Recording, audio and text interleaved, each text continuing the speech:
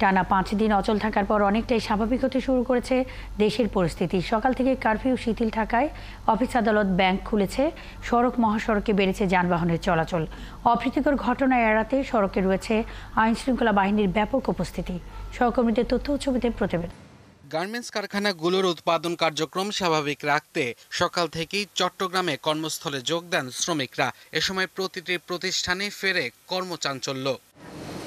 শ্রমিকরা জানান, সহিংসতার কারণে এ কয়েকদিন নিরাপত্তাহীনতায় থাকলেও আজ পথে কোনো সমস্যা হয়নি। স্বাভাবিক হয়েছে এটিএম বুথের কার্যক্রম। সবাই আসছে, আমাদের ফুল ফেটে আজকে সুন্দরভাবে চলতেছে। আজকে যেহেতু আসছি, দেখছি রাস্তার মধ্যে অনেক কিছুই চলছে, ভালো স্বাভাবিক আছে রাস্তাঘাট। সিলেটের ব্যাংকগুলোতে দেখা যায় মানুষের দীর্ঘ সারি। গ্রাহকরা জানান, পুরো সপ্তাহ লেনদেন করতে না পারায় আর সুযোগ পেয়ে সবাই ব্যাংকে এসেছেন। অনেকদিন পরে খুলছে, আজকে খোলা পরে কারেন্টের বিল দিতে আসছে, এখন বিল আছে একটু বেশি। রংপুরেও খুলেছে দোকানপাট। ব্যাংক, বিমার মতো অন্যান্য প্রতিষ্ঠানের কার্যক্রম দেখা যায় স্বাভাবিক। এতে স্বস্তি ফিরেছে জনজীবনে। ব্যাংক টাইমটা আর একটু বাড়ায় দেওয়া দরকার, আমাদের লেট হচ্ছে।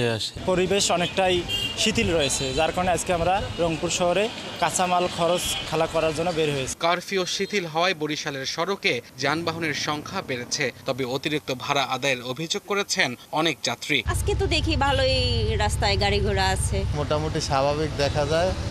স্বাভাবিক পরিস্থিতি হলে আমাদের জন্য খুব ভালো হয়। খুলনায় সকাল থেকে কারফিউ শিথিল থাকায় সড়ক মহাসড়কে যানবাহনের ভিড় বেড়েছে।